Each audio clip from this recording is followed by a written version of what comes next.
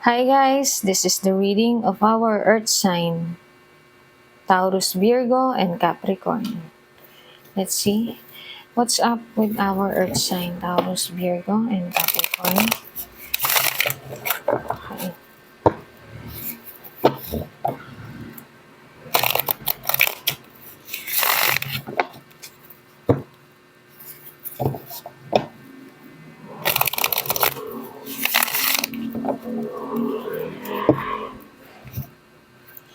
Let's see what's up with our Earth sign, Taurus, Virgo, and Capricorn. Okay. Tingnan natin.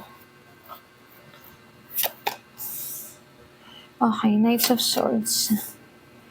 Ace of Swords, air sign. Puro air sign.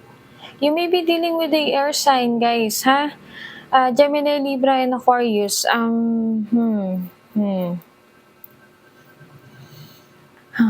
May nakikita ko dito na parang may maooperahan. Some of you guys or one of your family, earth sign, Taurus, Virgo, and Capricorn. Because I am seeing a sharp thing. Okay? And then the Ace of Swords also telling me about a hospital operation. Okay? Ayan, no? Merong maoperahan, some of you guys, or merong maooperahan sa inyong family or naoperahan na in the current moment, okay?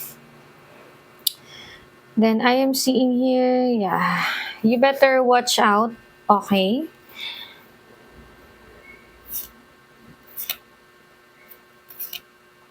Guys, you better watch out of your dealing of someone, of a partnership to someone, okay? Kasi, akala mo ganito, earth sign, masyado kang tiwalang-tiwala, okay? May nakikita ako ditong malaking panloloko, okay? Don't trust anybody na hindi mo pa lubos na nakikilatis o nakikilala, okay? Kung nakilala mo naman na to, wag ka rin magtitiwala kaagad kasi may nakikita ako dito, pinapasakay ka, okay? Parang pinapadama ka lang na pagkatiwalaan mo ko, kailangan ko makuha yung tiwala mo. Kasi may plano ko laban sa'yo. Kailangan kitang mapabagsak, earth sign. Okay? Guys, I am worried about the trust issue here. Okay? Huwag ka rin mag-alala kasi with the Ace of Swords, hindi lang din to about sa may maoperahan or what. Something truth will be revealed soon. Okay? Or in the current situation. And then I have here the Knights of Swords. Maghinay-hinay ka lang sa pagtitiwala sa kung kani-kanino. Okay? You have to see the true colors of that person. Ha? Kasi nandito yung aggressive ka masyado. Gusto mo agad-agad magte-take action ka na. Gusto mo agad-agad nandun ka na, nandyan ka na. Okay? Wag. Mag-ingat ka, earth sign. Merong manluloko sa'yo na babagsak ka ng bonggang-bongga dito sa taong to, ha? Pag hindi ka nakinig, okay? You have to be more wiser, earth sign. I am telling you, okay? Makakatanggap ka ng balita, earth sign. This is about, I think so, business, ha? Merong gustong makipag-deal sa'yo, pero I am warning you. This is a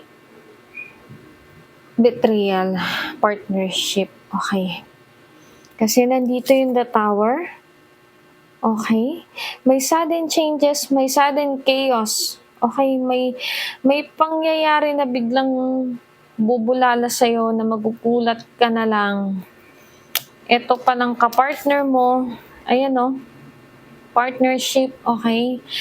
This is, I think so, this is a group of people na makikilala mo tong tao na to. Okay? Bahala ka na mag-resonate, but I am warning you, earth sign. This will be happen sooner. Okay? Then, yeah, makakatanggap ka ng invitation, balita, tawag, text, chat, something like that. Mag-ingat ka, earth sign, okay? Kasi ito ha, akala mo, ayun akala mo, puro kasi baka, puro kasi akala mo, ayan. Okay? No. Wag mong isipin na, okay to kasi hindi naman to kalaban eh. Akala mo lang yun. Yun pala, nag-aanyong tupa lang pala para pabagsakin ka, para lokohin ka. This is about money, this is about business, guys, okay? And then, mag-ingat ka, basta mag-ingat ka kung sino man yung mga nagiging kaibigan mo. This is a group of people na mag-i-introduce sa'yo sa taong to or group of people na mag-o-offer sa'yo, okay? Mag-ingat ka. I don't have to go with another deck kasi andito na yung advice para sa'yo, okay? Yun lang, earth sign, and if you want a personal reading for you, you can direct message me here in my Facebook account.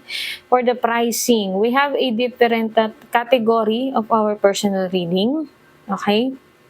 And then, what else? Yes, may bayad po ang pagpapa-personal reading at yun lang po. Maraming salamat po. Manalangin po tayong lahat palagi at God bless po sa lahat and good luck.